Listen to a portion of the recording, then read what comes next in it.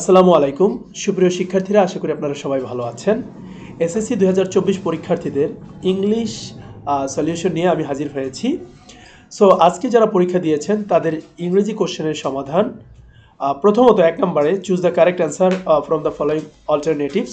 এখানে এ number answer হচ্ছে the internet technology has designed a large number of websites to facilitate social relations among people around the world. The term social networks refers to media for communicating with others. Next হচ্ছে in the text the word frequently stands for recurrently. D number the passage highlights the significance of social networking services. তারপর হচ্ছে the social networking services work through internet. The social networking services are on the rise. There is an assurance of privacy protection on using social networks. এটা হচ্ছে একের answer. Question answer আশা করি আপনারা সবাই পেরেছেন। তিন নম্বরের কোশ্চেনটা একটু মোটামুটি কঠিন ছিল, যাই হোক বাই দ্য ওয়ে। দেখুন, different people on the use different languages for making communication করার জন্য, but a common language is necessary in globalisation to communicate with the people of the whole world. English has achieved the right of being that language. It helps to get good jobs and better salaries লিখতে পারি আমরা। So we should learn English properly as it helps to solve our unemployment problem.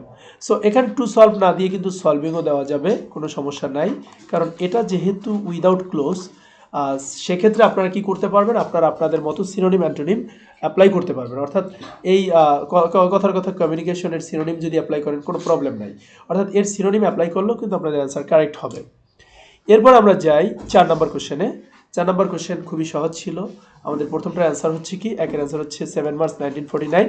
আপনি যদি তারিখ না দেন তাও কোনো ভুল হবে না, ঠিক আছে, শুধু সালটা ঠিক দিলেই চলবে। 2 এর অ্যান্সার হচ্ছে took admission in the department of statistics. 3 এর অ্যান্সার হচ্ছে পাকিস্তান মিলিটারি একাডেমি। 4 এর অ্যান্সার হচ্ছে 14 ডিসেম্বর 1971। আপনি যদি 14 ডিসেম্বর নাও দেন কোনো সমস্যা নেই।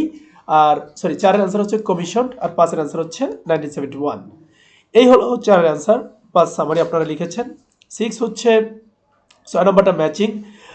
ম্যাচিংটা আমি এখানে করিনি, সো ম্যাচিংটা খুবই সহজ, আপনারা আশা করি এটা সবাই পারেন।